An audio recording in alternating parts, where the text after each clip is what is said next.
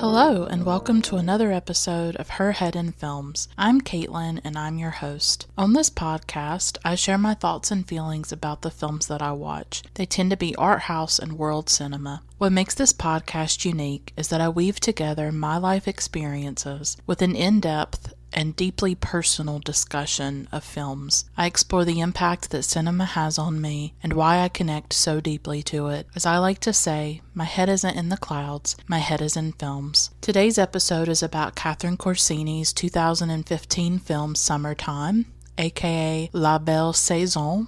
That's the French title. It tells the story of two women, Delphine and Carole, who fall in love against the backdrop of the burgeoning women's movement in 1970s France. I talk about French feminism, the way Catherine Corsini represents female desire and lesbian love, and much more. So please stick around while I explore the film. Also, I go into everything about this film, so there are spoilers in this episode. If you'd like to support the work I'm doing, please consider becoming a patron on Patreon. You can access extra episodes, vote in polls, and much more. Go to patreon.com/herheadinfilms. That's patreon.com/herheadinfilms for more information. You can also review the podcast on iTunes, tell your friends and followers about Her Head in Films, and or follow me on social media, and even interact with me on there in a positive way. I'm on Facebook, Instagram, and Twitter. Just a note for this episode, I usually list patron names at the beginning of each episode, usually around this point, but I'm trying to shorten my introductions going forward and make them more concise, and just make them flow better. So all patrons will be named at the end of this episode and all episodes going forward. I've been on hiatus for around 5 months, and it's really great to be back. So this is my first episode in many months. I was on hiatus to begin with because my dog almost died after surgery to remove a lump on his backside. That happened in late 2019. It was a really difficult, scary experience. Thankfully, he did not die. He is safe and alive and doing great. Even though we thought we were going to lose him at one time, he recovered. I mean, it was really miraculous in a way. And once we got through that, then at the beginning of 2020, my mom had a bad fall in our house and she broke her shoulder in 4 places. She ended up in the hospital. She had to undergo surgery. That was very scary. Longtime listeners know my mom is my world and is everything to me. So that was an extremely stressful experience. So those are the reasons I was gone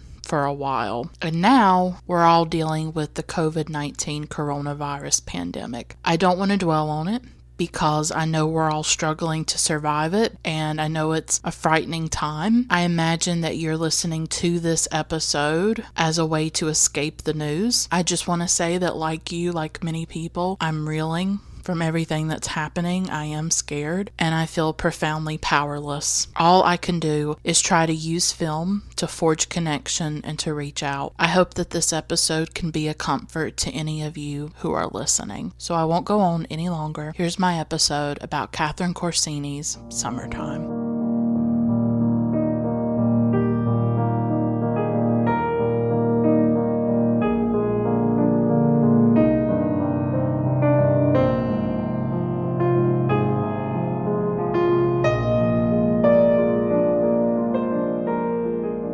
I'm really excited to talk about this film by Catherine Corsini. Before I get into everything that I love about it and just, go through why it's so great, why I think it's important, and hopefully if you haven't seen it, you will watch it, and maybe if you don't mind spoilers or anything, maybe this episode will inspire you to watch it after you listen. Who knows? But I wanted to give some historical context before I got into the film itself, because I think with this film, historical context is really important because it is set like in 1971, which is like, okay, I'm gonna be honest with you. I still live in the 1990s. So like honestly, in my head, I'm still a child and it's like 1998, and the 1970s are not that long ago. Like, to me, it's really hard to believe that 1970 was 50 years ago. Like, in my head, it's not even 2000 yet, and it was only like 30 years ago. But it was 50 years ago. I have to face this. And in that way, it's become this really remote history, and I don't know if a lot of people are really educated about the women's movement, right? That came about around this time in the 60s and 1970s. And in France in particular, it really started in 1970, which I'm going to talk about. I think a lot of people are kind of ignorant about it, or they don't know a lot about it, and it's this rich, fascinating history. I myself am by no means an expert, but feminism is really important to me. I want to learn more about it. I actually haven't read enough history books about feminism, and I would love to do that. It's just my time is so limited these days. It's a hard part about becoming an adult, I think. When you're a teenager, or even when you're in college, you have so much more time at your disposal. You can read more, you can watch more films. There's so much more you can do at that age. When you get older and you get into the workforce and you become an adult, your time is so much more limited. So would I love to read all about feminist history? And of course, I just don't always have the time. But I wanted to give a sort of a brief overview about it because I think it's important in relation to this film. This is an overview. This is by no means comprehensive. It's not overly detailed, but it gets to the important parts of it, I think. And I did do some research specifically on feminism in France in the 1970s because that's when this film is set. But first, I wanted to say the women's movements in both the United States and France were a time of extraordinary and revolutionary change, a time when women really en masse started to look at their oppression and to resist it. It was a time of awakening, in particular, when women discovered connection with each other and they started to center women in their lives. Not all women by any means, but the women who were part of the women's movement and what we would also call here in the U.S. second wave feminism. The first wave would be considered the women who fought for the right to vote, so the suffragists. Lo and behold, 2020 is actually the 100th anniversary of the suffragists, not of the suffragists, but of the 19th Amendment here in the United States that gave women the right to vote. It's a really big anniversary. And I have plans to try to watch some stuff. There's going to be some books and some documentaries and stuff released this year in 2020 to mark this momentous anniversary. 100 years of suffrage for women. I would like to watch some of those documentaries and maybe read some of those books. So 100 years ago, we got the right to vote. 50 years ago, really, the women's movement started, the second wave of feminism that brought us so many important things. During the second wave, and I'll also call it the women's movement, it went by some different names, second wave feminism, women's liberation, women's movement. It's sort of all kind of, the same thing, just has different labels. But during the women's movement, women started to talk about their bodies. This was something that was very forbidden for a long time. It's still something that's hard to talk about, for us to actually talk about our bodies. Women started to talk about their lives, their struggles, their desires. Women came together to create magazines, book presses, music festivals, and other things for women and by women, and that centered women. Most importantly, though, women got political. They addressed and they fought for access to birth control and abortion. They knew that in order for women to be truly free, they must have complete control over their bodies and their reproductive health. And this is something that we still know and something that's still under threat. If women want to have freedom, true freedom, we have to be able to control our lives. We have to be able to control our bodies and our reproduction. In France and in the U.S., abortion was legalized during this time. And it's one of the most important and lasting contributions that the women's movement made. Also on a deeper level, this movement changed how women saw themselves and how they saw their relationship relations with men, whether it was how their fathers or husbands or boyfriends or male bosses treated them. It was also a time when lesbians were awakened and became open about their sexuality. Have there always been lesbians? Of course. There's always been lesbians and gay people, so I'm not acting like the women's movement is the first time any lesbian was out or something, but it was a time when I think a lot of lesbians just started to be more open about it. That's really important. You know, as the women's movement was going, so was the gay rights movement. There was a lot of movements, you know, gay rights, women's rights, civil rights in the 60s into the 70s and even the 80s. There was a ton of activism by gay rights activists, especially when AIDS started in the 1980s. So this is a fertile time period, these few decades, when a lot of these movements are rising, and it's just fascinating to learn about. I love learning about it. So this was a time really when women also pushed back against sexist message of women's inferiority. They insisted on the power of women and the importance of our lives. They criticized anything and everything that objectified women and reduced us to sexual objects that are just there for men's pleasure. Women artists, writers, musicians, activists, and more questioned and rejected oppressive stereotypes and essentialist ideas about women. This idea that, oh, all women are nurturing, or women belong in the home, or all women are naturally this way or naturally that way. We're not born liking makeup or liking the color pink. That's something that society imposes on us and socializes us to like. We're not just born loving pink, right? We're not just born playing with dolls. Second wave feminists in particular were pushing back against this idea that, well, if you're a little girl, you need to dress a certain way and you need to just play with dolls and you need to take care of babies and be a mother, and that's just all you should do. Second wave feminism was about a woman could be anything that she wanted to be. Women could dress and act how they wanted, and they deserved also to be free from sexual violence. These women brought domestic violence and rape to the forefront. Women talked to each other about their trauma, and they found support, and they fought back. And we're still fighting back against the oppression and exploitation of women, both in the West, you know, here in the United States, in France, and around the world. But so much was done by the women who came before us in the second wave.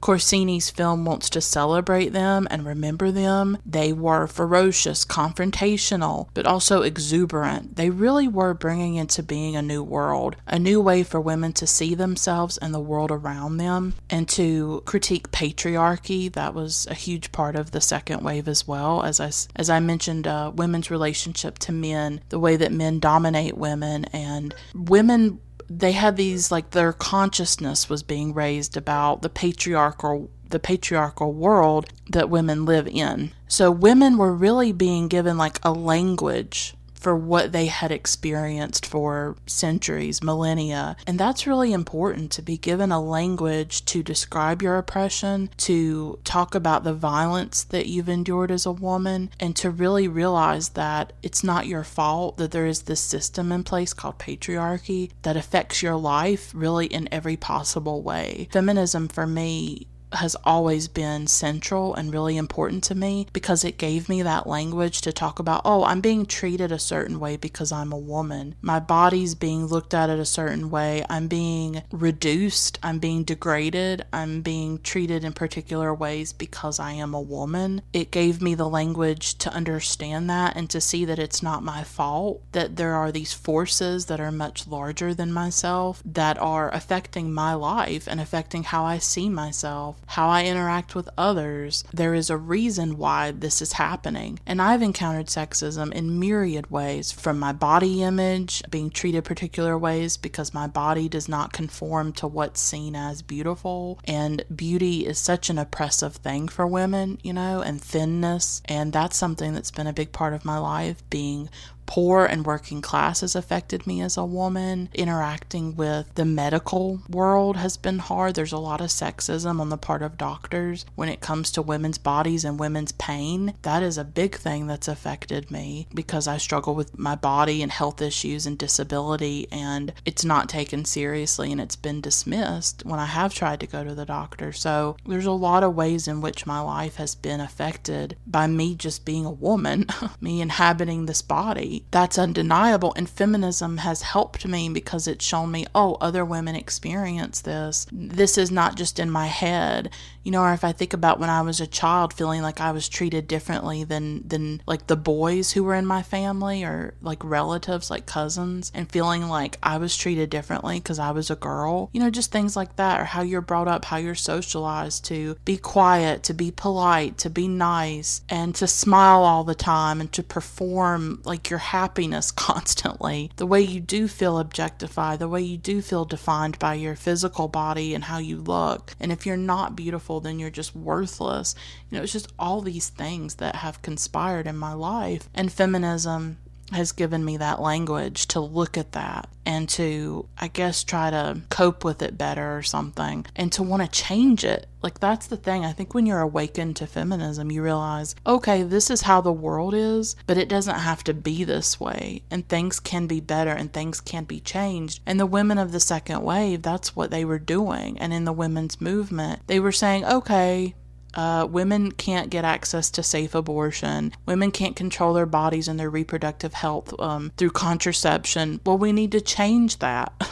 And the film shows that as well. Like, it's not just, well, we're just going to take it and we're going to accept it. It was about these women saying, no, we're going to protest. We're going to stage demonstrations. We're going to fight back. We're going to demand these rights. We're going to demand these things. And that's what they did. That's what's so powerful about it. And it's often an era that is very caricatured and disparaged, just reduced to like, oh, these angry women burning their bras, these ugly, hairy women, right? And lesbians, they use lesbian as a way to attack women, like the right wing especially, just calling them, oh, they're ugly, hairy, angry lesbians. Like, that's the image, I guess, of the women's movement and the second wave. And like, they've weaponized that word lesbian to make women afraid of being called lesbians. And it's a very destructive thing. It was not just about burning their bras, although what's wrong with that? And if you are hairy, what's wrong with that, right?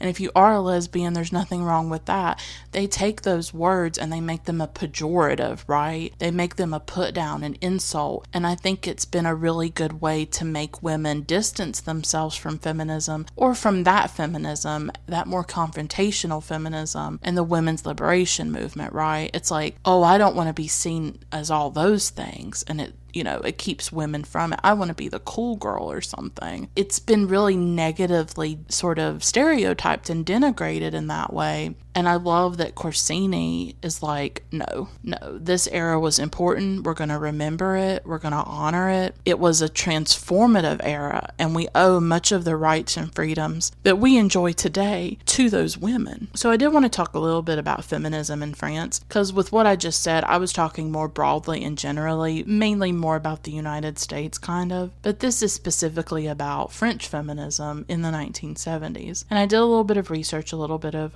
reading, and I came across this article by Françoise Pic, and she writes about the feminist movement in France, and she's a feminist activist and historian. The women's movement in France began in 1970, and it was called the MLF, Mouvement de Libération des Femmes, the movement for the liberation of women, really, and it's called the MLF, and that formed in 1970, and I wasn't even going to try to do my French accent with that, so I'm sorry if I didn't pronounce it right. I took French for many, many years in high school, in college, but it's embarrassing when I try to speak French, so I'm not going to do it. The women's movement was really influenced by May 1968 and the protests that happened around that time. I think a lot of women on the left, not just in France, but also in the United States, felt kind of left out by a lot of movements, and they felt like marginalized even in some of these movements. There were a lot of these social movements where men would still dominate them, and women were still sort of subordinated and were still doing what's considered like woman's work. And so women didn't feel totally centered in some of these leftist social movements. And it sounds like in France, that kind of led more women to start the women's movement, to focus on their rights solely. And so many of these women, feeling subordinated by these leftist groups, formed women-only groups. 1970 has been called year zero for women's rights in France, but really French women had been fighting for their rights for centuries in different ways, going back as far as the French Revolution. And they did a lot of public protests, a lot of public demonstrations. They were very aggressive and confrontational in their fight for women's rights. Françoise Pic says that the greatest victory of this movement was, quote, the new law liberalizing abortion. This issue has been one of the principal fights of the new women's movement in every Western country. In France, the battle was especially heroic and mobilizing. In the end, the whole of society was mobilized and the state had to give up, unquote. So abortion was a really big thing that women fought for in France, and that was the same here in the United States. The result was Roe versus Wade, which gives us the constitutional right to abortion. Of course, the states in our country have done a really good job of limiting women's access to abortion. A lot of clinics have closed down over the past few decades. There are some states that only have one abortion clinic. I know Texas only has a few left, like maybe 2 or 3. I mean, don't quote me on that, but they have very few, and there are some states that only have one. There are ways that local and state officials sort of get around Roe versus Wade and make it really difficult for abortion clinics to operate. Françoise Pic writes, quote, the government was challenged and in the end it had to change the law. It changed the law on abortion and contraception, but also on other issues where the feminists could obtain the support of public opinion, like family laws, divorce, rape. Many laws that gave more freedom to women, more power, and more equality in the family, at work, and society were voted in, unquote. And so many of the feminists back then, that's what they were doing. They were challenging everything about the way that women were treated through divorce, through rape, through the justice system, right? It was about women's life in the home, women's lives outside the home, how they were treated by society. It was that's why it was so transformative, is that it was every aspect of women's lives. And then I also read this thing by Lisa Greenwald. It was an interview, and she's written the book Daughters of 1968, Redefining French Feminism and the Women's Liberation Movement. And she talked a bit more about the way that the French feminists won the fight for abortion. She said, quote, the way in which abortion was legalized in France is particularly important for us to examine. Women took to the streets en masse, yes, but prominent celebrities, intellectuals, and doctors all put their careers on the line to announce publicly their support for and their participation in abortion. The arguments addressed women's insistence on physical autonomy and a public recognition that abortion was a fact of civilization and that it would continue regardless of France's policies. The only question was if it would be performed under sanitary medical conditions or on dining room tables with knitting needles, unquote. And I think that's how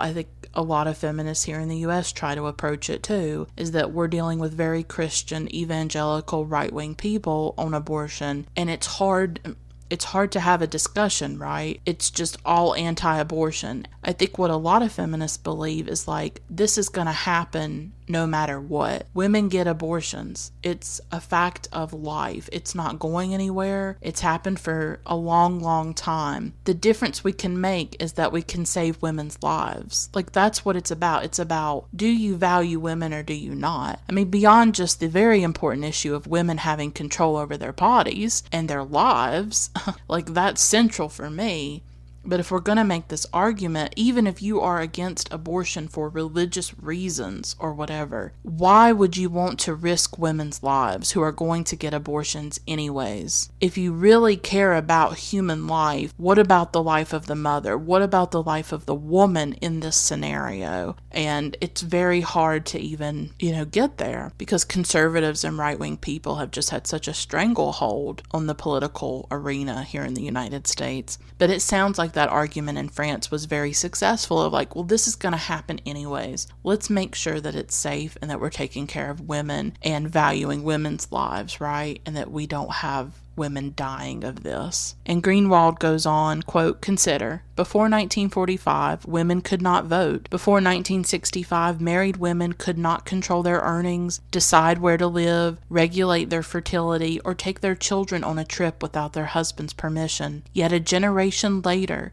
the conservative, patriarchal society legalized birth control and abortion and created a women's ministry largely due to the ideas and political pressure of a small, brilliant, and passionate group of women." Unquote. I love that because that lays it all out what they did in France. That within a generation, women's lives were completely transformed and they had more autonomy. They had more agency. And you see a lot of that happened here in the United States as well. And as I said earlier, we enjoy so many rights and freedoms because of these women. And Corsini's film is trying to honor that and make sure that we remember it. So I just wanted to give a little bit of behind the scenes information about the making of the film and how the film came to be. Catherine Corsini herself is a lesbian, and the film is produced by her partner, Elizabeth Perez, so the both of them were involved in the making of this film. Corsini infused the film with some of her own experiences, like her relationship with her mother and her struggle to tell her mother that she was a lesbian. And Corsini made this film partly in reaction to the controversy that surrounded gay marriage in France. Gay marriage did pass in France in 2013. Now, I tried to find some information about it. It was kind of difficult, but from what I gather, there were demonstrations against gay marriage in France. I would imagine that France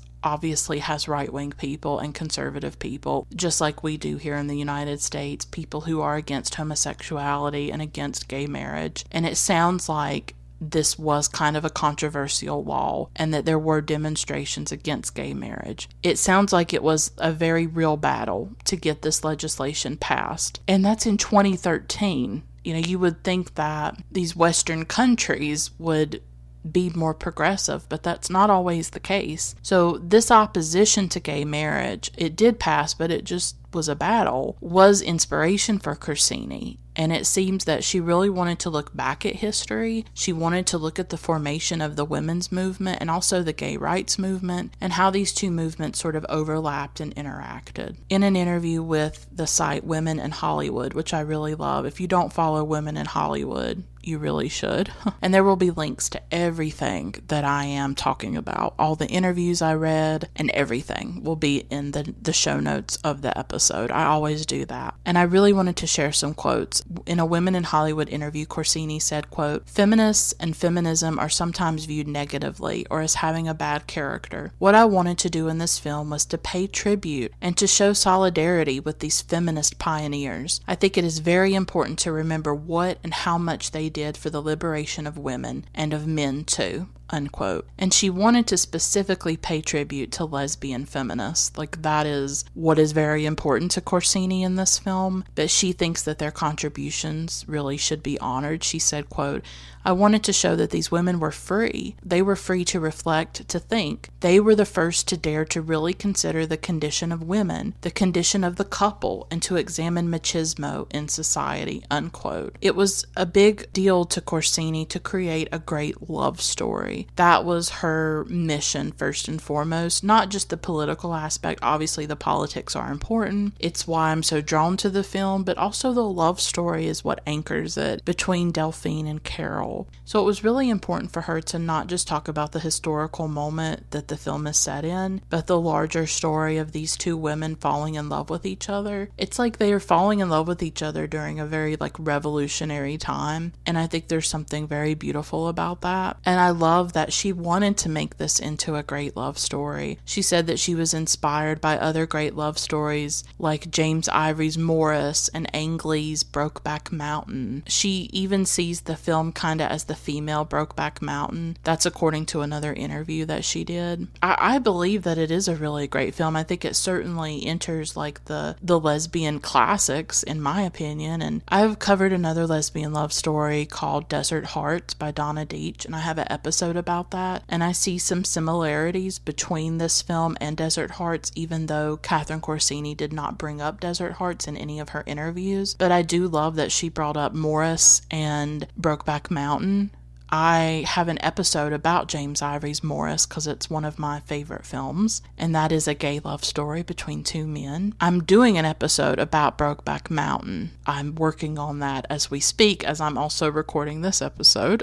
The work never ends sometimes when you're doing a podcast, but I love Brokeback Mountain, and I've always wanted to talk about it because I have really vivid memories of seeing it. I saw it in a movie theater when I was younger, and I just think it's a stunning film. And I also want to note that in an interview with SBS, Corsini says that she wished she had made the film earlier before Blue is the Warmest Color. Blue is the Warmest Color tends to be very controversial, especially among lesbians. And I know there was a lot of criticism of the film, of the love scenes, specifically between the two female leads, Lea Seydoux and Adele Exarchopoulos. Please don't judge me for how I pronounce that.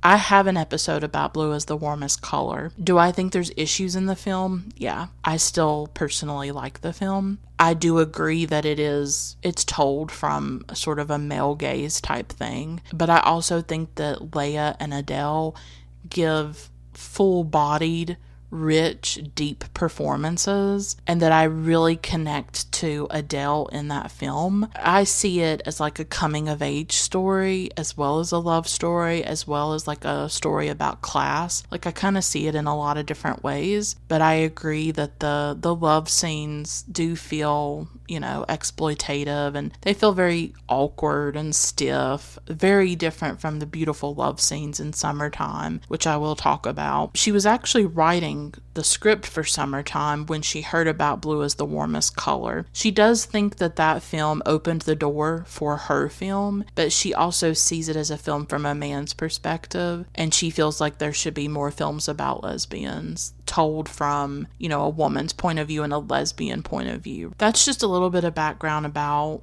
the women's movement, about feminism in France in the 1970s. Not comprehensive, just giving you an overview and sort of bullet points here. And then some behind the scenes information that I could find about Summertime. I read a lot of interviews and looked for as much information as I could find, and that's what I uncovered. And so now I'm really excited to dig into this film.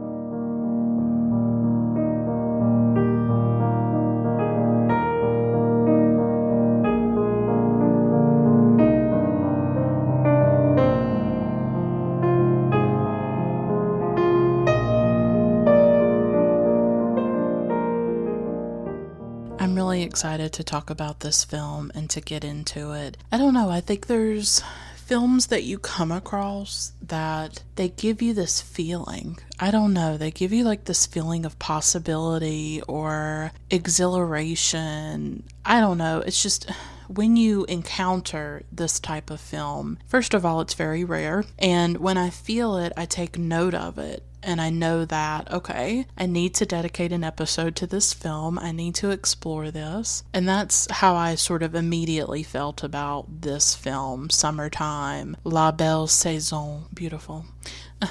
I just knew I had to talk about it. Like I could fill up so much time talking about it. The thing is, this is something I've been thinking about lately. I really don't like contemporary films for the most part. I don't know what's wrong with me. I don't know if there is anything wrong with me. I don't know if any of y'all can relate to this at all. But, I'm on Twitter, I'm on social media too much, and I see all the best of lists and, the best of 2019, the best of 2020, and I go and I watch some of those films and I'm like, this is it? Really? Yeah, I know my voice is gonna go high with that, like, really? Okay, I don't know what that says about me. The films that get nominated for Oscars, I tell you, it will forever frustrate me and confound me. The films that get so much attention given to them. It feels like around award season, or even beyond, like there's 5 films every year that people lose their minds over. Everybody just constantly talks about them. And I go and I watch some of them, and I'm like, really? this is what all of y'all are talking about. I don't know why I have that reaction. And it makes me feel very like alienated or like an outsider when it comes to film Twitter and online film culture, because I'll go and I'll watch these films that everybody's raving about, and I just kind of feel, I don't hate them. There are a few that I've actually really hated, and that's quite rare for me to have a really negative reaction to a film. Oftentimes what happens is that I'm just indifferent to it. I'm just like, okay, I spent an hour and a half or 2 hours of my life watching that. I got nothing out of it. I don't remember it. It doesn't stay with me. I'm more like indifferent to the films. They don't do anything for me, I guess is what I'm trying to say. And so I really don't watch a lot of contemporary cinema anymore. At least not the films that get a lot of attention. I'll watch recent films or newer releases, but they tend to be under the radar type films, more obscure. Not a lot of people are talking about them. Not a lot of people care about them. Those tend to be the ones that I'm attracted to for some reason, but it just depends.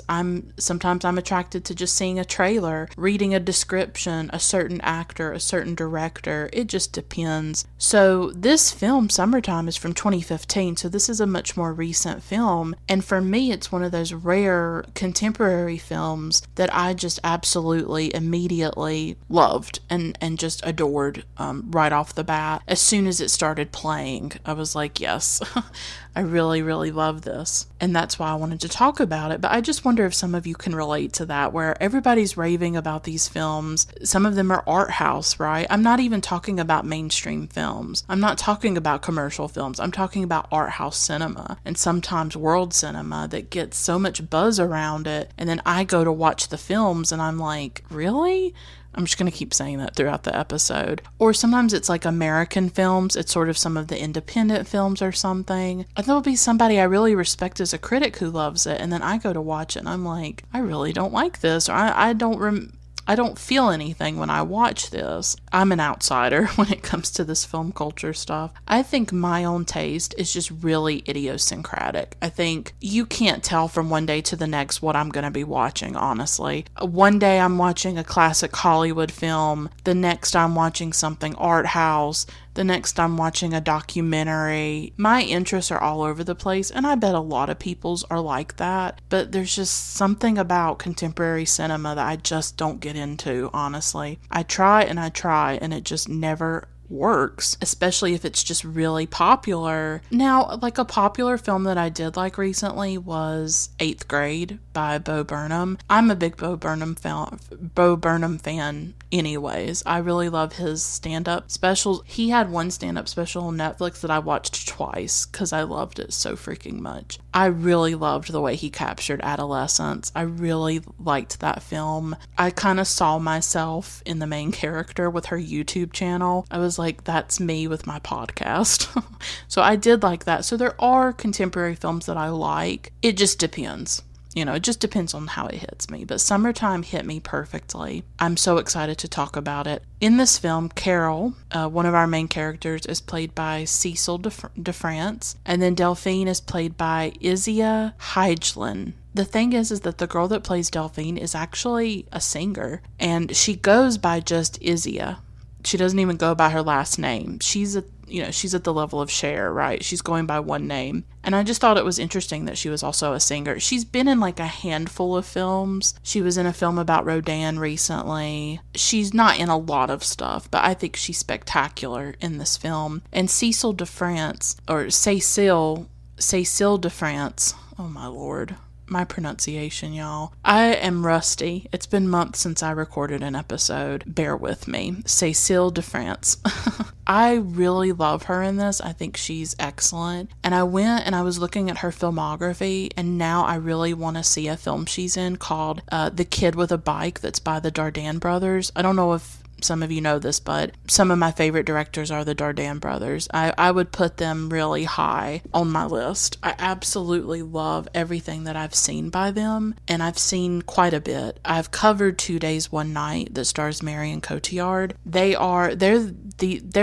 directors who I just feel like they're capturing something about the human condition in most of their films, whether it's The Sun or The Promise or 2 Days, One Night. I've seen quite a few of their films. Rosetta, I really, really, really want to cover Rosetta on the podcast. So if you're a regular listener, maybe I'll do that in the future. That was one of those films where I was like, yes, I need this. I need to talk about this film. I'm really drawn to films about working class people, films about class struggle, because of my own background as a working class person living in the rural South and just being a woman and dealing with that. So the Dardenne brothers are just, I worship them. I absolutely love them. If I made films, I don't make films. I have no desire to be a director. I'm a writer. I come from that world. I come from a more literary background. I'm much more into language. But if I did direct films, I would want to direct films like the Dardenne brothers. Like, I absolutely love their style. So she's in a film by them called The Kid with a Bike. I really want to watch it. I don't know when I'll be able to see it though. I love how this film opens because it sets the tone for a lot of the film that we're going to see. We see Delphine, played by Izia, on her farm in the countryside. And she's riding a tractor, and I love that because throughout the film, that's something that you'll see. It's sort of a motif, I guess, of Delphine on her tractor. And I love seeing a woman represented doing something that we don't normally see, right? And that's something in general that I love about the character of Delphine. She is sort of unconventional in her femininity, I think. She does not wear makeup. We see like spots on her face, for instance. I think she does wear a bra, but I think Carole doesn't wear a bra. And you just don't often see that nowadays. She doesn't wear makeup. Her hair just is all over the place. Like, her hair is just wild and furry. And I think it fits in with that time period of women really women coming into their own. And also, this was a big time when women were critiquing beauty standards, the oppressive beauty standards, which unfortunately I think have gotten worse because of Instagram and social media. I mean, we're living in a time where girls are constantly having to show themselves and perform beauty and post selfies. I mean, can you imagine? I'm 30. When I was growing up in the 90s and the early 2000s, we really did not have social media. Can you imagine having to post photos of yourself constantly and then your peers critiquing those photos? I don't know. I just think there's a lot of pressure on young women to look a certain way, to wear makeup, to wear the best clothes. And I know that pressure has been on women for eons, right? But that's something that I love about Delphine and Carole and the way that they present themselves. They're very free. They're not wearing bras, they're not wearing lots of makeup. They're wearing clothes that are just comfortable. Delphine does things that you would more expect men to do, right? Like, she's on the farm, she's on the tractor, she's doing manual labor, but of course she's showing that women can do those things, and it's okay for women to do those things. Society tells us these roles are not innate. We're not born with them. Men are not just born wanting to, be on a tractor or something. Women can ride a tractor. Women can take care of a farm. Women can milk cows, women can do all of that stuff. And that's what they do in the film. That's what Delphine does. Carole does when she comes to visit Delphine on her farm. Monique, Delphine's mother. Once Delphine's father has his heart attack later on in the film, it's really on these women to take care of the farm, and that's what they do. And I'll talk about that more later. But I just love the opening of the film. I think it's important because it sort of sets up a lot of what we're going to see, which is Delphine, her connection to the countryside and to her farm. You see the beautiful land in this film and the splendor of nature. And you also see the hard work that goes into that. It actually reminded me of a recent film called The Guardians. It came out maybe a couple of years ago and I saw it. I really liked it. Nobody's talked about this film, but it's a French film. And I believe it's set during the First World War in France. And it's about the women, I think, who are taking care of a farm while some of the men are away at war. And it's another film set on a farm in France, set in the countryside. Other films came to mind like Cousin Jewel and Farabeek. Both of these are films about farms in France. The Cousin Jewel and Farabeek are like documentaries. They were done decades ago, but they're really important films, and they focus on the rural life of France. I'm actually fascinated by rural life in general. I try to cover films at times that focus on rural life. You don't come across it a lot, and I mean both in France and the United States. I would even put like the Apu trilogy there. I've covered Satyajit Ray's Potter Panchali, and that's sort of set in a rural place in India. The rural world is of interest to me because it's where I grew up, in the rural South, and I feel like it's a way of life that kind of gets forgotten or disparaged, and so I'm very interested in it. And France has quite a few films that look at farming or that look at people in the countryside and their lives. Or I even think of somebody like John Berger, amazing writer, thinker. I love his work. Read John Berger. He did this great series called Ways of Seeing where he talked about art, just amazing things. I miss him. He died recently, and I just love him. There's a really great documentary about his life in France, in rural France, where he went to live for many, many years, possibly many decades.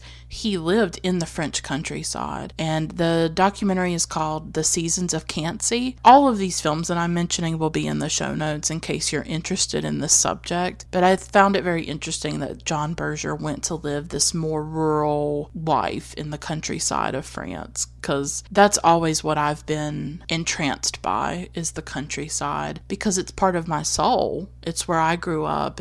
I'm not saying I grew up on a farm, I certainly didn't, but I grew up where there were like forests and meadows and grass and trees and birds and, the big sky above you. And, I would play outside until nighttime with my friends in the neighborhood. And that was my life when I was a kid. And so I've always lived in the rural South, always, and it's just part of my life. Does it have difficulties? Does it have a downside? Is it very religious and conservative? Absolutely. But it's also part of me, that landscape. And it's something that I've talked about a bit on the podcast for sure. And it's something I'll continue to talk about. So I guess I'm trying to say, like, this is why this film partly connects with me, is because it's about the countryside. It's about that world. It's about a young woman, deeply rooted to her farm and to the land where she was raised and where she grew up. And as the film goes on, that becomes an important part of the dynamic between Delphine and Carole. It is an important part of Delphine's identity, that she comes from the land and that she wants to stay on the land. In case I don't mention this later, a point I want to make is when it comes to growing up in a conservative area,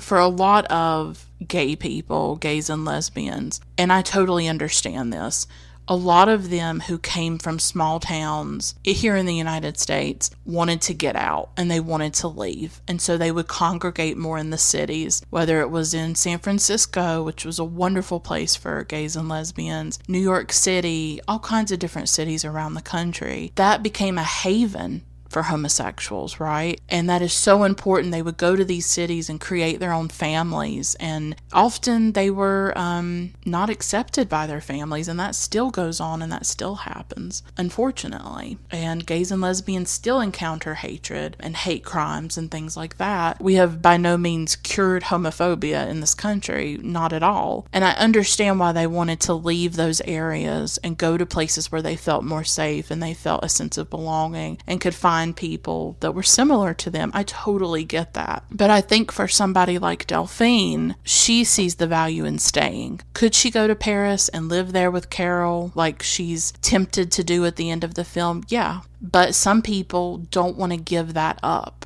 Some people are very rooted and connected to where they grew up and where they live, and they don't want to have to give up that way of life. Because I do think that there is a different way of life between people who live in cities and people who live in the country and live in rural areas. It is very different.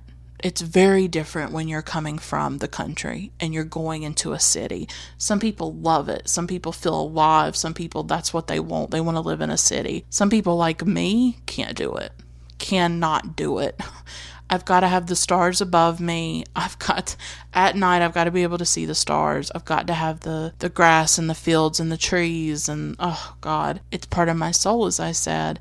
And I think there's something amazing about Delphine in that she stays. And I'll talk more about that later. I wonder if that's a controversial view. I don't know. But there's a value in staying There's a value in saying, I don't want to leave. I don't want to go to the city. I want to stay here and maybe fight for the people still living here. You know what I mean? And show that it's okay to be a lesbian and to live here, right? Not everybody has to go to the city. It's about what works for you as an individual. For some people that works, for some people it doesn't. But in this film, Delphine is very connected to the land, and that's what we see immediately. And she is very invested in helping her mother and father own this farm. And of course, her father at the beginning mentioned something about a husband, and immediately you can tell something's very different about Delphine because she's not interested in that at all.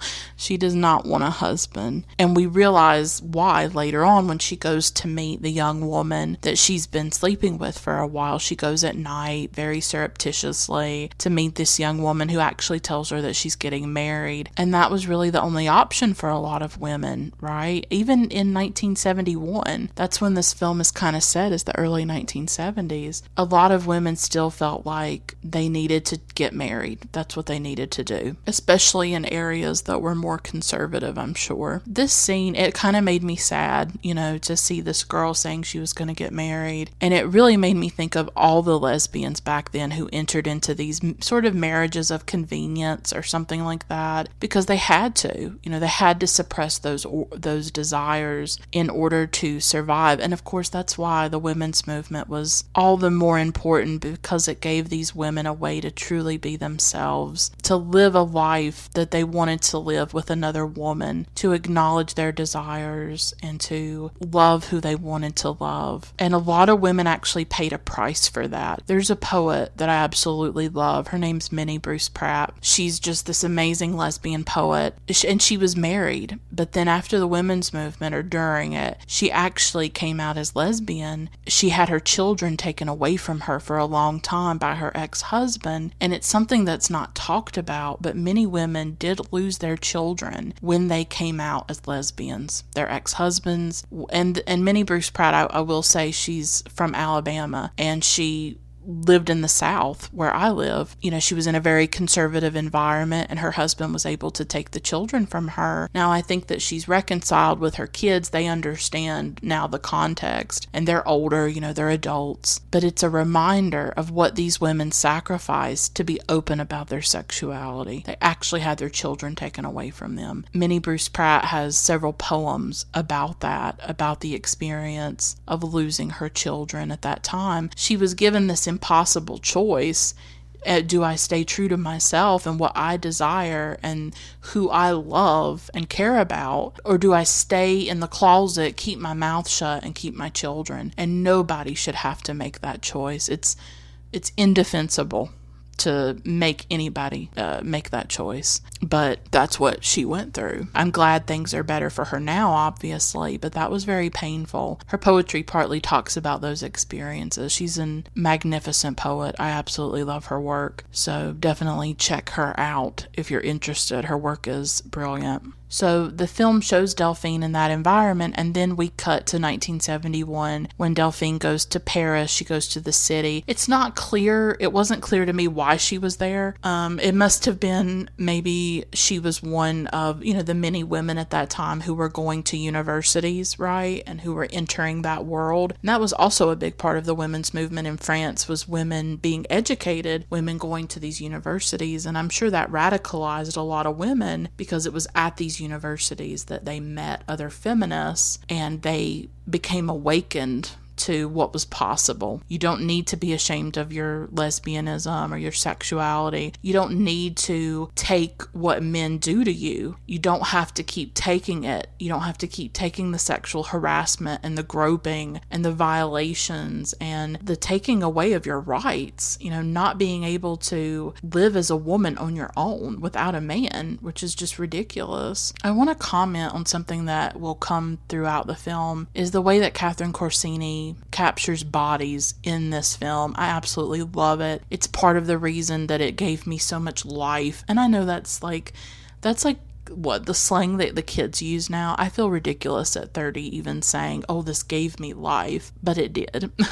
There are just things about this film where I'm like, yes, like a woman representing other women's bodies in a way that is like respectful and authentic. And there's this wonderful scene where Delphine's just washing herself at a sink. She's not posing. Her body's not sexualized or on display for men. She's just a woman washing her body, and there is her body. There's nothing wrong with it. There's nothing shameful about it. She's not there to be an object.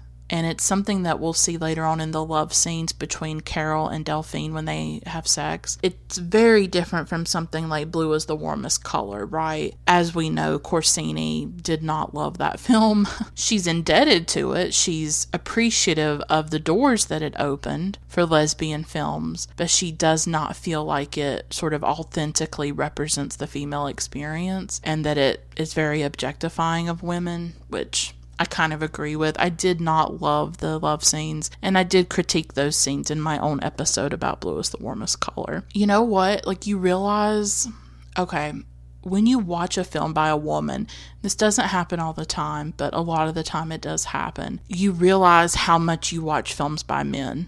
Like, honestly, it's the fact that you notice it, that you realize sort of how, I don't know how to put this into words. I don't want to say indoctrinated, but when you watch a lot of films by men that represent women in very often objectifying and sexualized ways, and you just kind of put up with it because you want to watch this art house film, you don't like it, you don't support it, but it's there, and women are much more like objects, or some women don't even speak in these films, or they are not even present, or if they are present, it's just for sexual gratification of men. When you see a film by a woman, and you see sort of a loving gaze put on a woman, and a gaze put on a woman where she's just herself, there's just like, you can immediately identify it. Like, you can immediately feel the difference between this representation of a woman compared to some of these other representations of women that you get from men. And it's just immediate. Like, you just know when you see it. Like, oh, she's not posing. Her back is not arched.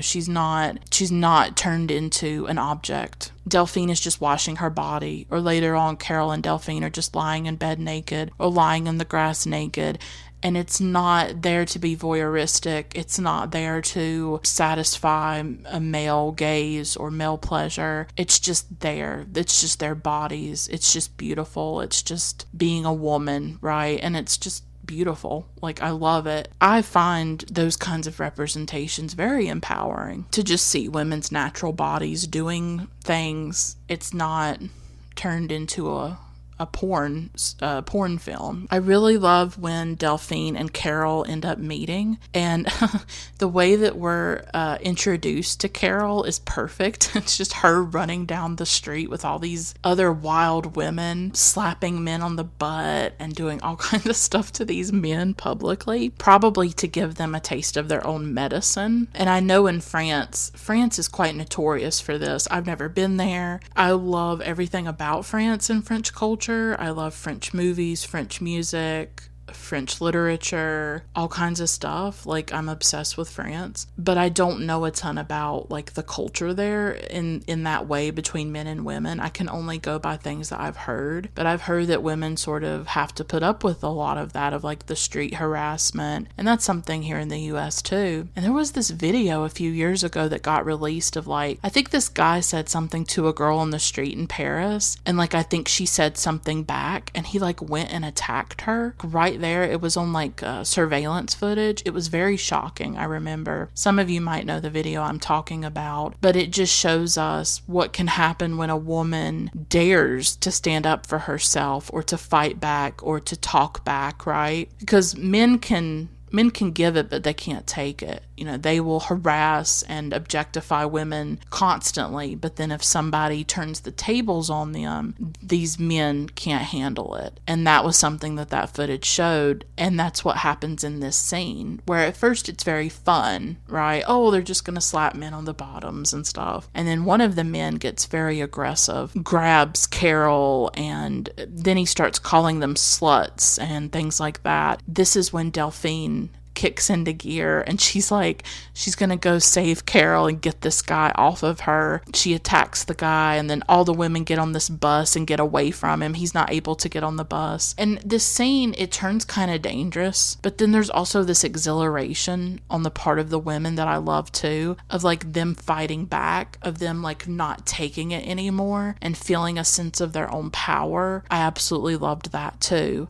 But it also showed that there can be a cost when you do fight back, when you are recalcitrant and you refuse to just take it, and they don't want to take it anymore. You know, they're sick of taking it. And I think that's what happened a lot with second wave feminism, with the women's movement, like just sick of taking it, sick of being treated as second class citizens. And I'm by no means saying this movement was perfect. No movement is. Movements, especially for social justice, are messy. And they're complicated. They leave people out. Not everything goes perfectly. The first wave wasn't perfect. If the first wave had been perfect, I guess we wouldn't have needed the second wave, right? Like, history is really messy and complex, and the people who make history can be as equally messy and flawed. And so I don't want to act like I'm not aware of like racial tensions or racial differences in the women's movement, that Black women often felt like they were left out or there wasn't a place for them. I don't want to come off as though I'm ignorant of that or I don't realize it. I'm sure there were lots of different groups of women and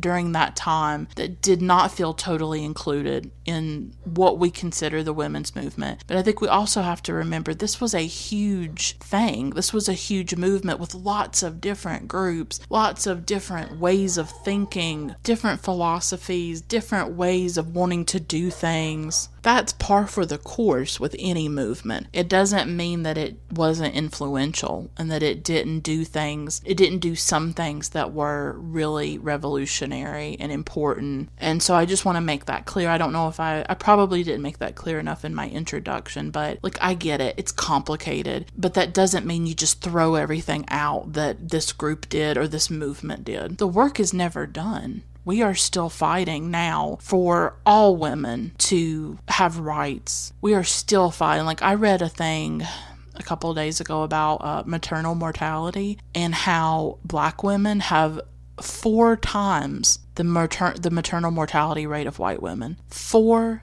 times. This is women dying because they got pregnant and had a baby. This is like unthinkable to me in the richest country on earth, here in the United States. And that's because of racism. It's the intersection of racism and sexism for Black women. This is real and we need to talk about it. There are so many women who are still struggling, working class women, poor women. The work is not done, but these women did set down a foundation and they did start something that we must continue as feminists now. And I just wanted to make that clear. So Delphine meets these women and she meets Carole. She meets these feminists. You know, Delphine is this girl from the country. She doesn't know about all this stuff that's going on in Paris, right? And so when she meets these women, this is her entrance into feminism. And I think that she really finds a home within it. I don't think that by the end of the film, Delphine would be who she is without the women's movement in France. That's how she's able to be open about being a lesbian and to take her life into her own hands. I think it just changes her, radically changes her. And she would not be the same person without it. And that's a beautiful thing about the film too, is by the end of it, these women have changed, they've transformed, but particularly Delphine. I absolutely love when Delphine goes to the meeting that these women hold. They invite her to it. You know, when she enters the room, it's loud and it's boisterous. It's amazing. And this is actually Catherine Corsini's favorite scene in the film. And it's probably my favorite or one of my favorites as well, because it's like this moment of true awakening. Like, Delphine loves it. She's smiling. I think she feels like, yeah, I have found my people. And that's such a big deal when that happens, when you feel like, yeah, I have found my people. I have not found my people yet, but I would imagine that when you experience that, it must be amazing. This really is a space for women. Men are not allowed. There's like this journalist that wants to come in and they're like, hell no, hell to the no. It's a very powerful and energetic meeting. And Carole stands up and she says, we're not against men, we're for the women, for us.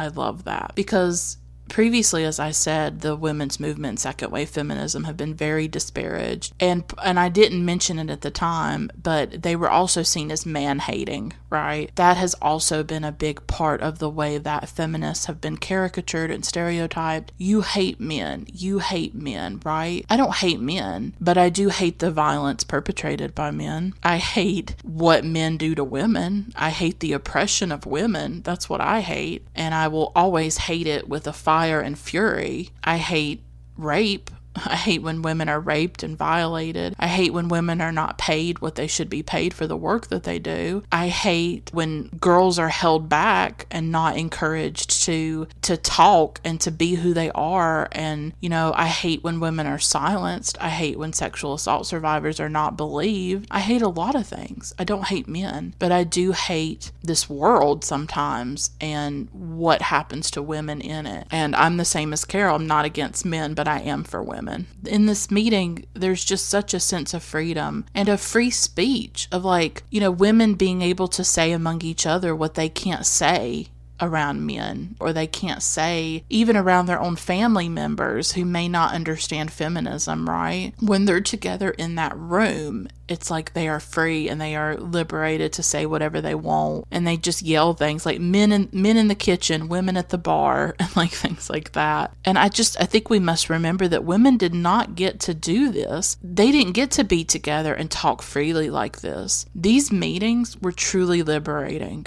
And this scene is just so exuberant. And I love when they start singing that protest song that they sing about women rising up and resisting their oppression, and they raise their fists in the air. I love how these women love each other and support each other. I love how they embraced Delphine immediately. They didn't even know her, but they invited her to the meeting. I love the sense of solidarity among these women. It's something that you just don't always find, because we as women are socialized to be very competitive with each other, to fight over men, to be distrustful of each other, and to put one another down. But if you get us away from all that and you just get women together and allow them to talk and just be who they are, it's just so beautiful. And you can tell that Delphine has never had any kind of experience like that. She's just been on this farm with her parents. She's probably hung out with some of the kids who live in the farming area, but she's never had an experience like this in a room full of women who are talking about the power of women and how they need to rise up and resist, and how they have worth and they have value and they should not be, second-class citizens anymore. And so I love that scene, and I'm really glad that Catherine Corsini said that it was her favorite. Another demonstration in the film is when there's this guy giving this lecture that's very anti-abortion, and I love how the women sort of sneak into the meeting and then they start throwing things at him, and they call him an asshole, and they're just yelling and making a scene. And I love this. It's I feel like part of what this movement was about was women making a damn scene and not being quiet anymore, not taking it anymore. Once again, they're doing these very rebellious things, very subversive things, but they're doing it with joy.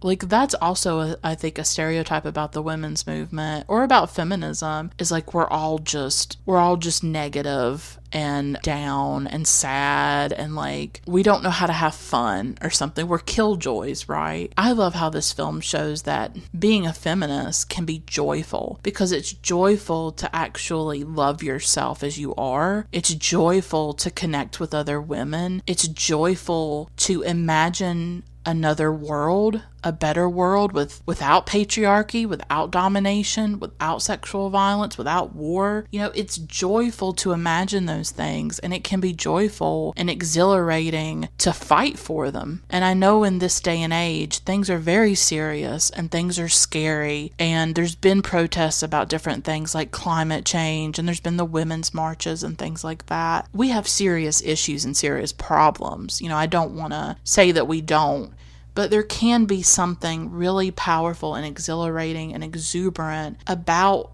fighting back. It can be scary. I think about the protests that happened in Charlottesville, right, a few years ago against neo-Nazis or something like that, who were doing some kind of thing. And, Heather Heyer ended up getting murdered. So I'm not saying protests can't be dangerous or something like that. But I think in the film and some of these demonstrations that these women were doing, it was really exciting to them. It was exciting to buck the system. It was exciting to be rebellious. And I love how the music that plays in this film is like Janis Joplin. Because honestly, when you think of rebellion, you kind of think of Janis Joplin. And I love her. I grew up on her music. My dad, some of you may know, he's not alive anymore. He died when I was a teenager.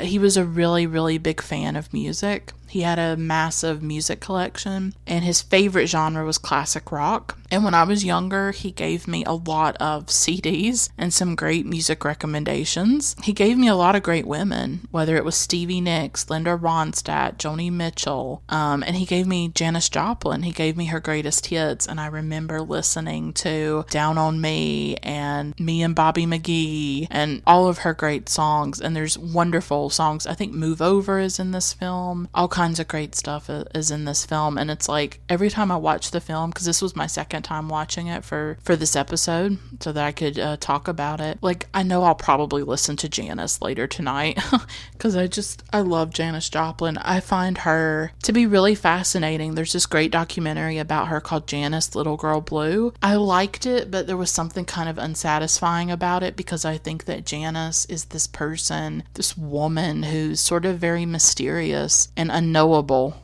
I really think she's unknowable in a lot of ways, but she's sort of loomed over my life a bit. Like I've had her music in my life since I was very young. And this is not related, but I was kind of thinking today about my dad, and I was like, he would have made such a great disc jockey. Because I was in the car today and like some classic rock came on or something, and I was like, God, my dad would have been an amazing disc jockey. He would have like picked great music. I don't know, I wish that could have happened for him. That's not what he got to do with his life. He sacrificed a lot for me, and he had a working class job. He loaded stuff onto trucks, basically. He worked at like a big warehouse. It was like physically demanding. He didn't really get to do his dreams or anything like that. And I just thought, wow, I really wish he could have been a disc jockey because he loved music so much. I really wish that he could have pursued something with music. Like he would have been great, like owning a record store, working at a record store, right? And he didn't get to have that. That's the thing about our parents. They just don't always get to have their dreams. And then you have your own dreams and you're like, I really want to make my own dreams happen. But then sometimes you don't know how. And I think like my podcast is a way that I'm trying to like keep my dreams alive. In some way, I'm just trying to like do something beyond just the daily grind. You go to work, you do your job, you get your paycheck, just to survive, but you want something more meaningful. You want to keep your dreams alive in some way. I write, I'm a writer. It's how I view myself, but I also love film. I love cinema and I really love talking about it. And so my podcast is just one little way that I think I kind of keep that spark alive or that fire alive. And I would definitely encourage any of you to do that. Whether it's like maybe having a blog about something that you care about or starting your own podcast if you think that that's something you want to do. But be warned, it's a lot of work. I will warn you from the beginning about that. But I was just thinking about that today. Like, I guess Janis Joplin just kind of brought up memories of my dad and how much he loved music and how he brought Janis into my life. And so she's very rebellious, right? So she's just wonderful. I'm really glad that Corsini went with that type of music for the film. I think it fits perfectly. I just feel like Janis embodied a lot of like feminist ideals, right?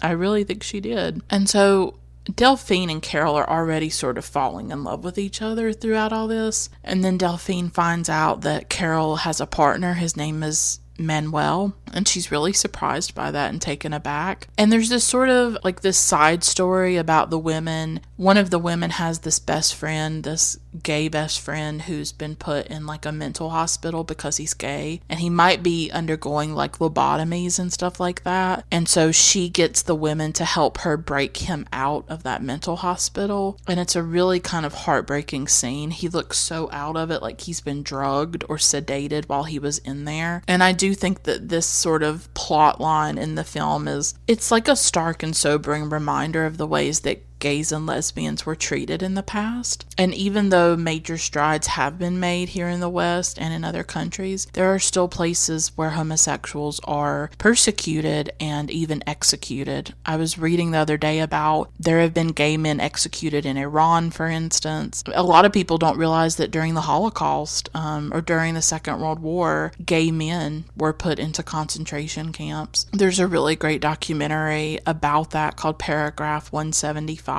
I've read a few memoirs of gay men who survived, and they're absolutely horrific. So a lot of people don't know about that history, but the thing is that it's still happening today. All around the world, it can still be very dangerous to be a homosexual. So that plot line just reminded us of the treatment of gays and lesbians, how you could be committed to a mental hospital just for being gay. It's unthinkable. It's horrifying. But I also like that they came together to save him and to get him out, because they probably know that some of them could end up like that. And there's a scene they get him out of the hospital and they take him to this house in the countryside, I think. And Delphine and Carole are talking, and Delphine talks about her mother. And I actually thought this was kind of an important scene because it really illuminated the plight of women at this time and shows us how much the women's movement changed things. Even though Delphine's mother works on the farm,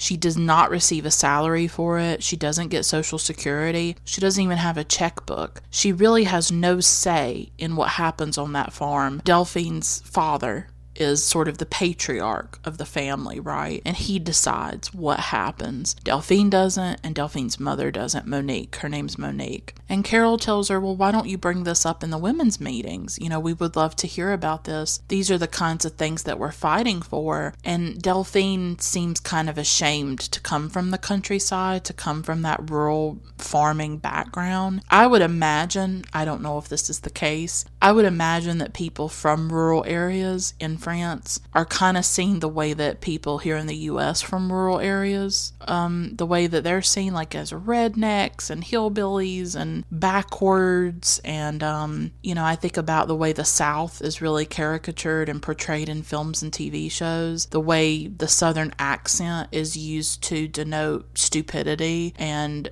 as somebody being sort of a moron. It's something that grates me. I hate it when I see it in films or TV when somebody uses a Southern accent in order to portray an idiotic person, because that's my voice, that's my accent, and I'm not an idiot. The people I live among are not idiots. It's a complicated region. Every region in this country is complicated, and I've said that for ages. I always will. There's good people in the South. There's protesting in the South. There's resistance in the South. There's liberals, atheists, leftists, working class people in the South. Do not stereotype a region of millions of people. I would imagine that in France, there may be a similar view of people from maybe the south of France and also from the countryside, right? That, they're backwards. They're idiots or something. I can kind of see Delphine feels a bit ashamed to come from that background. And that's something I can relate to, kind of. When you're, among people who are maybe not from that world or from that background and you feel kind of out of place. And slowly Carole and Delphine start to, I think they're already falling in love with each other, but their physical love is sort of gradual. Later that night after that conversation, Carole tries to get into bed with Delphine and Delphine kisses her, and then Carole doesn't like that or isn't ready for it yet. And then Delphine gets upset, and it's this really at the beginning, Carole is the one, even though she's very Parisian and liberated and liberal, and Carole's actually the one that struggles with it. Maybe because she's with Manuel, she doesn't want to cheat on him, she doesn't want to hurt him, or maybe she's been suppressing her lesbianism. I don't think that's who I am, maybe, in her mind she's thinking that. But then when I think she meets Delphine, that really changes things, and I think she realizes that is who she is, that she is in love with women and she's in love with Delphine. I love when, they're on the street and Delphine takes her hand. This is the big scene where they finally really kiss and they sort of go to this secluded area, down this alley or something like that, and then they start to kiss. It's very passionate, and you can really feel Carole sort of release that fear and sort of sink into Delphine. She even even grabs Delphine's hair or her head with her hands, and then they just kind of hold each other. It's so tender and beautiful. And I just love that, like, Carole is really no longer running from those feelings. And I have to talk about the love scenes in this film. Like, for me, this is just a beautiful, beautiful depiction of romantic love. And I absolutely feel like it deserves to be considered like a really great love story and just a beautiful love story. You know, in their first love scene, shortly after they're kissing on the street, they're like, are they in Carole's apartment or Delphine's? It might be Delphine's apartment. And they start to undress each other, you know, and they start to kiss passionately again. Very tender and loving. There's been a lot of talk, or some talk, in the Me Too era about love scenes in movies and television shows. I know that in Hollywood there's a lot of hand-wringing about it. More films and shows have brought in what's called intimacy coordinators to handle those scenes because they can be very sensitive. They can be difficult for actresses especially, and I do think it's a good idea to have somebody on set looking out for the women. But I also think that love scenes, and they don't necessarily have to be nude scenes, but they often are. I still think that love scenes serve an important function in film. And while I've seen many love scenes that are terrible and exploitative, I will say that Blue is the Warmest Color comes to mind. I did criticize those scenes when I did my episode. I think that when they are done right, when they're done respectfully and tastefully, I would say, as they are in this movie, Summertime, I think they can be vital, absolutely vital in providing a representation of human sexuality that is tender, joyful, erotic, mutual, life-affirming, consensual, and all of those things are important.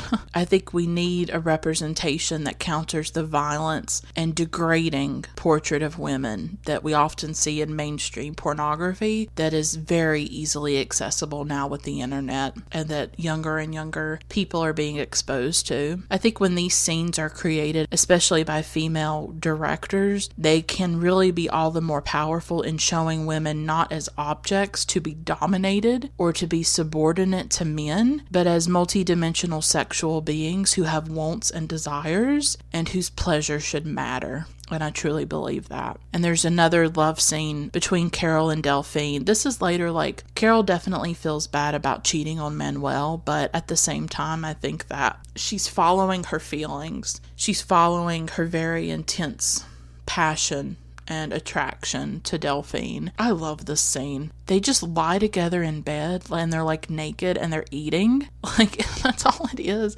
I love it because you never see something like that. They're literally just laying there in bed eating and they're naked.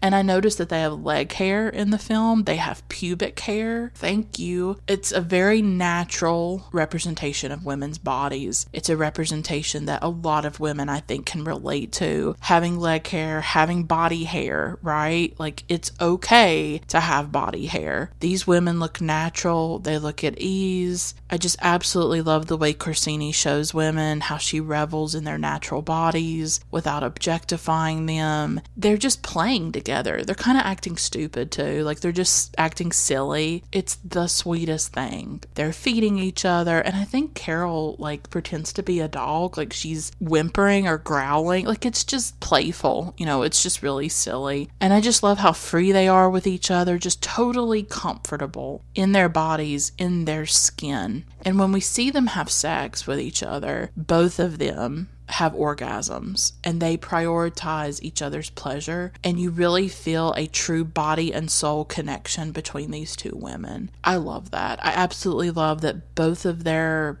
pleasure is prioritized. It's not like one at the expense of the other. The thing about being a woman, it's one thing to have a sexuality, it's another thing to be sexualized. And to be constantly sexualized is not fun, and it's not sexy, and it's not enjoyable. But we as women from an early age are sort of taught that's what we should want. We should want to be sexualized. We should desire our own objectification. And I resist that, and I don't like it. I do not believe that we should be seen as objects, but that doesn't mean that we're not sexual. It doesn't mean that we don't have desires. It doesn't mean that we can't be connected to our own bodies and our own eroticism. That's been really important in my own life. There is a way to be a sexual being, and to have that, and to have it be a very sacred, powerful, life-affirming part of you the way it has been for me. I mean, I think when you sort of discover your own body and you discover your own pleasure, it can almost be transcendent. It's like a transcendent feeling, and it can give you like a lot of power and strength. It can just be such a beautiful, sacred thing, and that's how it is for me. And I love seeing that kind of thing represented on film.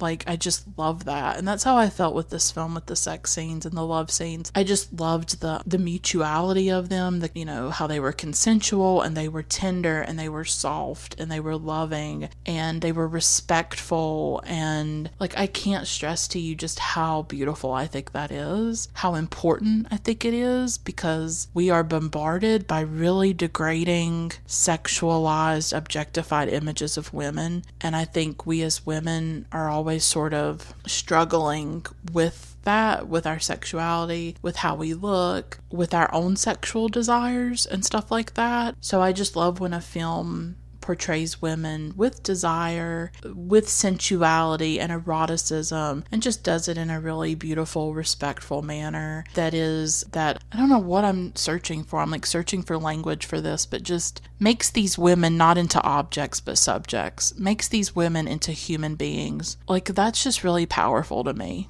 And that will stay with me from this film, of seeing women with body hair, seeing women just alive and comfortable in their bodies, and how beautiful that is, and how I don't get to see that a lot. I watch a lot of media where it's like, and I think we all do, where women are critiquing their bodies, talking about dieting, talking about losing weight, talking about how ugly they are and hideous they are. And, women are just constantly told you're not enough. You should feel bad about yourself all the freaking time. And I just love the way these women are in this film, where they're just comfortable, and they're just in their bodies, comfortable in their skin. They're comfortable with each other. They love each other. They love themselves. It's tender. It's soft. It's loving. This is a portrait of love. This is a portrait of how to love another person, not just physically, but also emotionally. And that's what I guess moves me about the film, right? I love the love scenes. I know I'm probably talking about them too much, but again, the thing is that our culture's like saturated in sex, but it's saturated in the toxic kind of sexuality. And this is a sexuality for me that is like beautiful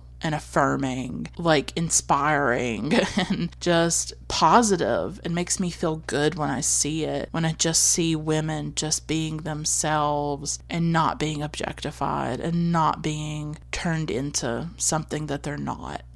They're just totally comfortable and at home with each other, and I love that. I absolutely adore it. About halfway through the film, Delphine gets the news that her father's had a heart attack, and that she's gonna have to go back to the farm, and she's gonna have to help her mother as well. And so Delphine returns to the farm, and she has to take over her father's duties and things like that. She has to deal with bills, she has to work on the tractor, all kinds of things like that. And at one point, Delphine invites Carole to the farm because her mother goes away to be with her father for a few days, and so she invites Carole. And I love this scene. I thought it was interesting that modern music plays in it. It's this great song, In the Grace of Your Love, by a band called The Rapture, and the song is from 2011, and this film is set in 1971, but this modern song is playing. I just thought that was interesting, but now I've been listening to that song endlessly. Carole comes, and they're swimming in the river at first. That's when this song starts to play, and then they're just lying in the grass, and again, just comfortable with their bodies, just this very natural way of them being together. And the thing about the countryside is that there is a bit of freedom to it because nobody is around. So when they're in the grass together and they're naked, they feel this sort of freedom. because nobody's around except the cows. Nobody can see them. And she shows a lot of close-ups of their bodies during this scene as well, like close-ups of, their legs and their mouths and like all these different parts of themselves. It's very sensual, very erotic scene, I think. And it reminded me a bit of a film called Dyke Tactics by Barbara Hammer. Barbara Hammer was this great lesbian filmmaker, sort of experimental, and I've seen a few of her films. I wish more of them were available to stream. I got lucky and saw Dyke Tactics, which shows her with one of her lovers. It shows women sort of out in nature naked, and is very similar to this scene, showing women with body hair and just in a very natural way that women's bodies are. And it reminded me a bit of that. And it also reminded me of a scene from James Ivory's Morris, which obviously we know was an influence for Corsini. It reminds me of when Morris and Clive, played by James Welby and Hugh Grant, go to the countryside and they're laying in the grass together. This beautiful, like green grass, I think from what I can remember. Hugh Grant plays Clive and he's laying down, and like Morris, played by James Welby, is laying on top of him, and it's just a beautiful scene. It's like so gorgeous. Just these two beautiful men together in nature, and it sort of is similar with this, like just two women in the grass. Nobody's around. They don't have to hide. They don't have to keep it secret. They can just be together. Or even think about Brokeback Mountain by Ang Lee, a film that I'm in the works, that I have in the works that I'm preparing to cover and do an episode about. Think about how the seclusion of nature allows them to be free together. It allows them privacy from other people, and that's really kind of how their relationship develops from what I can remember. We see close-ups of them kissing very deeply, and it's like their bodies merge together. Delphine and Carole, they make love in the grass. It's very beautiful. Like, the love scenes overall are just gorgeous in this film. And eventually Carole leaves Manuel and she comes to stay on the farm sort of a bit permanently, or for a while, indefinitely, and Delphine just tells her mother that Carole is like this friend, and Delphine just cannot come out and tell her mom that she's a lesbian. They have to keep that love secret, and Carole goes along with it, but she's not comfortable with it. And that also reminded me of Morris and Clive when they go to Pendersley, which is like Clive's estate, and they sort of have to sneak around with each other because they're keeping their affair sort of secret. They sort of sneak into the room in Morris, and then in Summertime they do the same thing, where Delphine will go and sneak into Carole's room where they'll be together. And really it's kind of fascinating when Carole goes to the farm, because it's just women taking care of this farm. I don't even know how to describe the things that they do or what they're doing. Delphine's on the tractor, they're like doing the hay and just, all kinds of stuff that you would do on a farm. Monique, Delphine's mother, she doesn't really get what the fuss is about. Like, Carole's telling her, like, it's amazing what you do. It's amazing that we're coming together as women and taking care of this farm. We don't necessarily always need a man to help us with stuff like that. We're capable. And Monique just kind of she just shrugs it off. Like, she doesn't think she's doing anything amazing or important. But Carole's trying to give her some self-worth. Like, hey, look what you're doing. Like, you're keeping this farm going. Things are not falling apart just because your husband isn't here. I would imagine Monique, from the generation that she's from, hasn't really been told that. I mean, like I said, feminism had been around in France for a long time, back to the French Revolution and even to the 40s with Simone de Beauvoir's work, The Second Sex. Feminism had been around for a while, but 1970 and the women's movement really changed things, and within a short period of time really transformed life for a lot of women. But I'm sure Monique is from a generation that couldn't totally understand, like, what are these women going on about?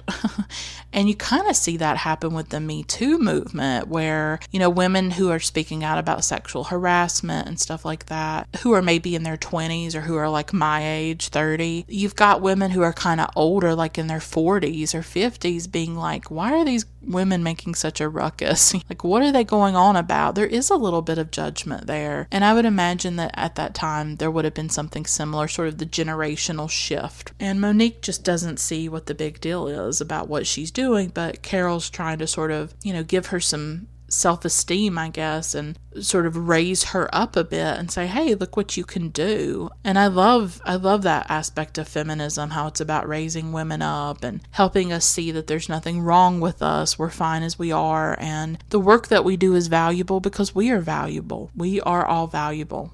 As women, we're not inferior. And I just wanted to say that I like how part of this film is in Paris and part of it is in the country, and that it's sort of half and half. We really get to enter both women's worlds, and they enter each other's. So Delphine is in Paris, and she's in Carole's world, and then Carole goes to the country and she's in Delphine's world. They sort of step out of their own comfort zones for a time and try to see what life is like for the other person. Delphine is from a very different environment that she has to navigate as a lesbian. But you can tell that even though they love each other, they are very different, and it's really not clear throughout the film if they're going to be able to bridge that difference. Carole eventually is not interested in staying in the countryside. I think she feels very suffocated by it. She wants to go back to Paris, but Delphine is very tied to the land and to the farm, which we see at the beginning of the film, where she's riding her tractor, right?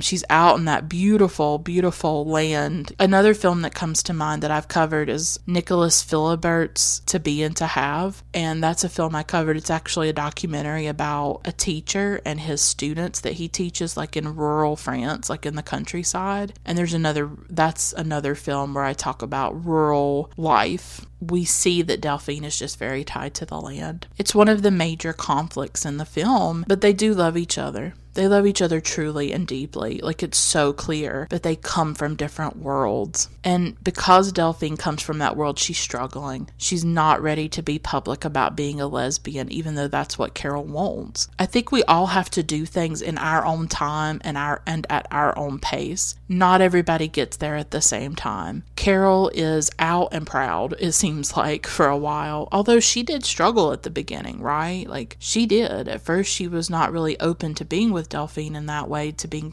having a sexual relationship. But Delphine is not at that stage yet publicly. The thing is that like Carole's better at being public about being lesbian, whereas Delphine is more comfortable being private with her sexuality. And also Delphine has a lot on her. She has to take care of the farm. She's dealing with a lot. Carole has much more freedom. She's free to leave her relationship with Manuel.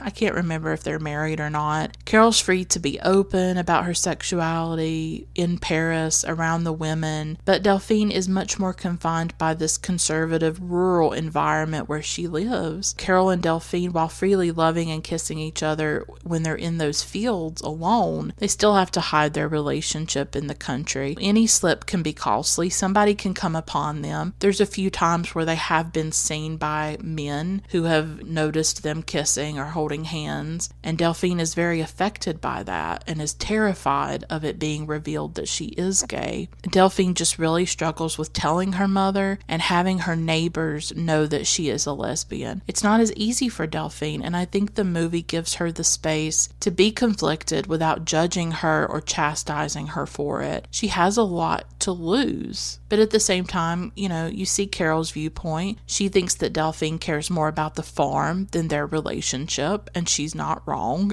Delphine has a lot on her, a lot of pressure and expectation. She really kind of has the weight of the world. I feel like Delphine is this kind of person that has the weight of the world on her. And I don't think at this time in Delphine's life that she's ready for this relationship with Carole. And then Carole feels hurt because she's given up so much for Delphine. She left Manuel. She came to the countryside. She's invested a lot into Delphine. She feels like Delphine's not giving as much or putting as much into the relationship. But the truth is that Carole has met Delphine at a time in her life when she's just not capable of it. She's trying to take care of this farm. She's trying to take care of her father. There's so much that she's trying to do, and I kind of relate to that, honestly, and the things that have been going on in my life recently, like with my mom's health issues and her knees getting worse, that's making it harder for her to walk. And then when she broke her shoulder, just really hard to juggle everything, to juggle working cooking and taking care of her and taking care of the house and doing the chores, and I don't feel like I have much of a life. I don't have a lot of extra time. I'm doing everything I can to find the time for this podcast and to keep it going because I've built it up and created this thing, and I'm not willing to let it go. But I also want to read books and watch films and write, and there's just so much I want to do, and I don't have the time. I'm just trying to survive. I'm trying so hard to keep everything going, and I feel like I do have the weight of the world on my shoulders, and it's a lot.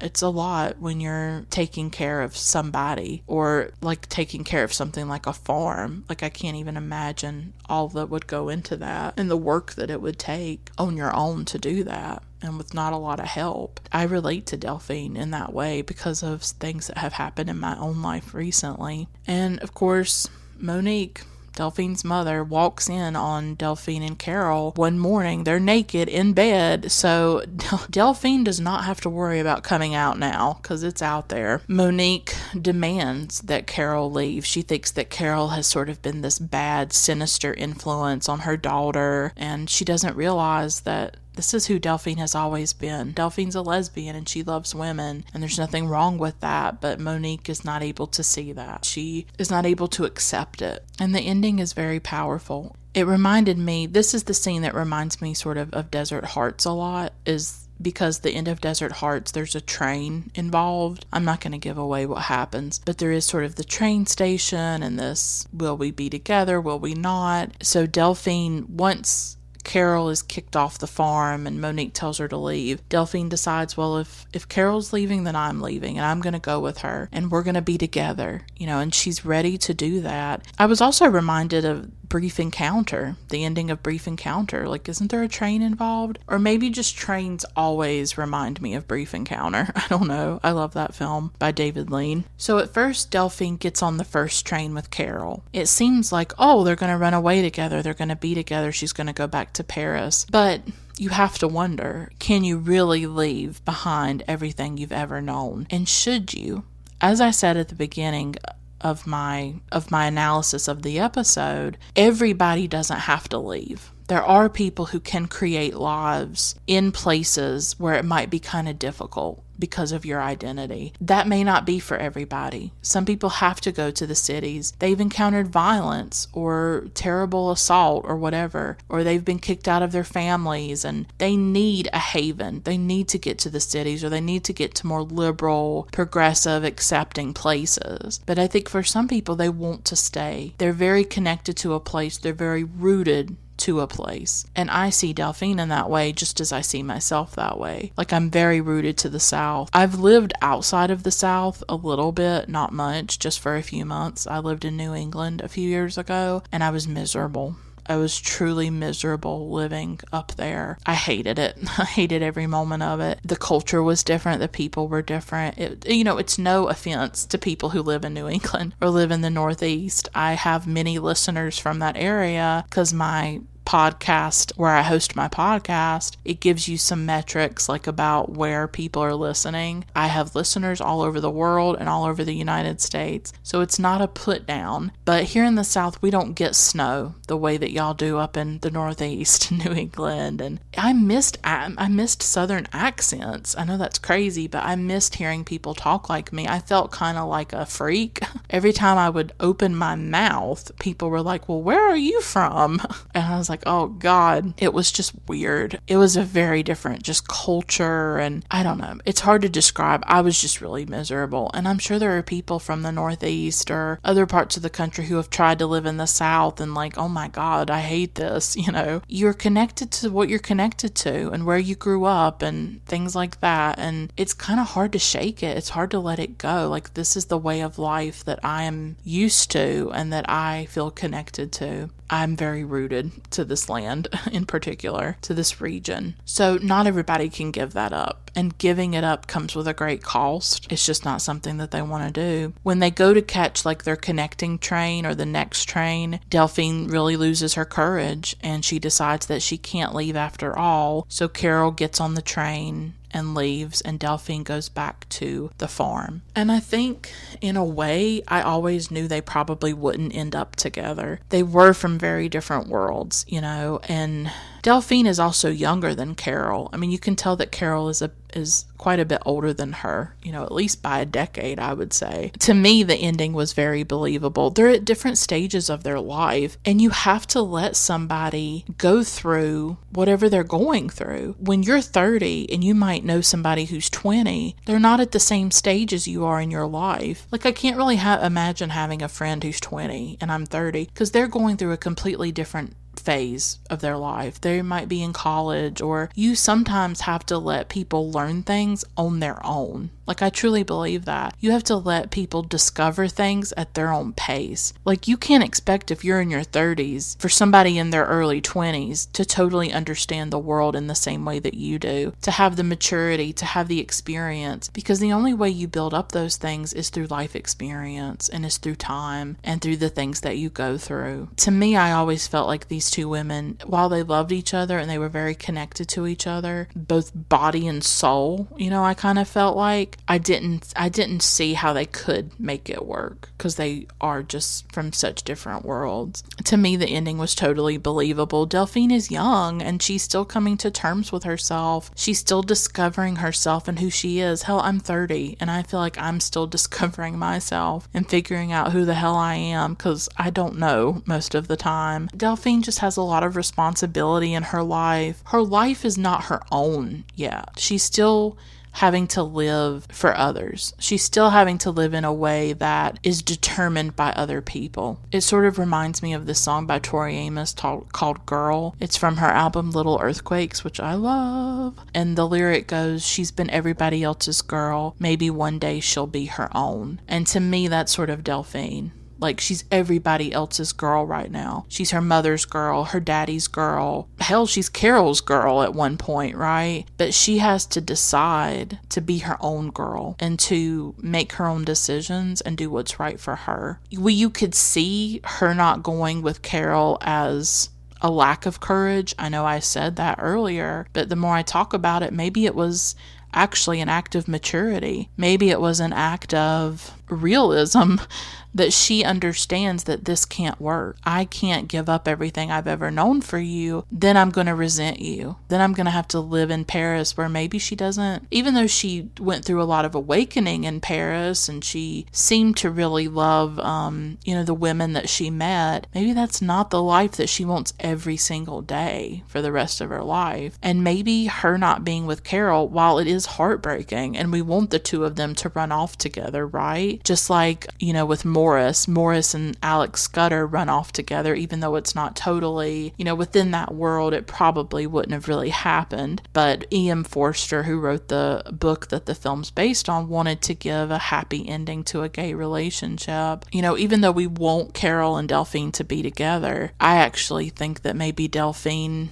is actually being true to herself and realizing that she needs to take care of this farm. She can't abandon her parents. She can't abandon her mother, even though her mother not accepting her is obviously very hurtful. And I guess some people would judge her. And I'm sure there are some of you listening who are like, oh, hell no, she should have left. Who gives a damn about her homophobic mother? I get that. But there are people, you love them regardless, when they're your parent. And we can have really complicated relationships with people, can't we? The film could have given them that happy ending, but I think instead the film embraces something more ambiguous and messy, something that makes us think a bit more. I think an ending that's truer to the characters and truer to one character in particular, who is Delphine. I think it is true to her that she would go back to the land and go back to the farm. Then the film fast forwards to 1976. Carole's working at an abortion clinic. According to my research, abortion was legalized in France in 1975. Kind of reminded me a bit of the Agnes Varda film One Sings the Other Doesn't, which was made in 1977. And I think that film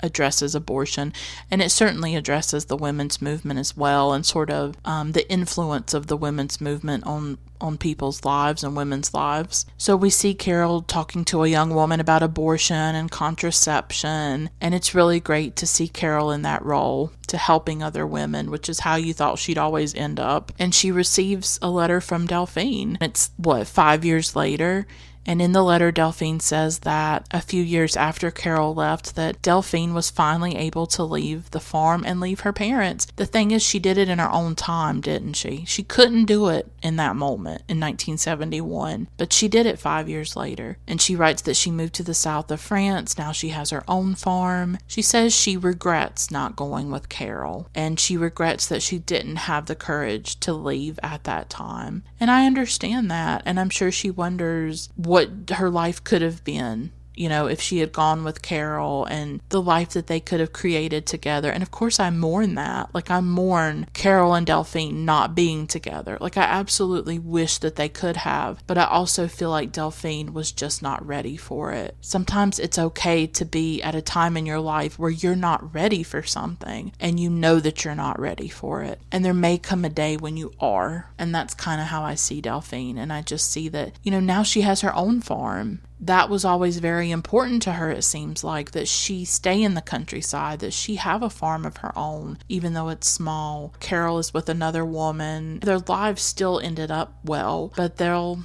always be haunted by each other, and they'll always wonder about each other. It's that kind of story where they'll always wonder what could have been. And that what could have been will always sort of hover there and sort of haunt their lives. So that is my discussion of Summertime, La Belle Saison by Catherine Corsini. I really hope that you liked it. I want to give a shout out to some of my wonderful patrons: David, Eddie, Jenny, Lane, Haroon, Thomas, Kelsey, Aaron, Max, Tyler, Juan, Till, JD, Vanessa, Spundin, Polina, Olivia, Jesse, Feminist Overlord, and Michelle. Thank you all so much. You really do make the podcast possible, and I appreciate your support. Until next time, keep watching great films. Bye for now.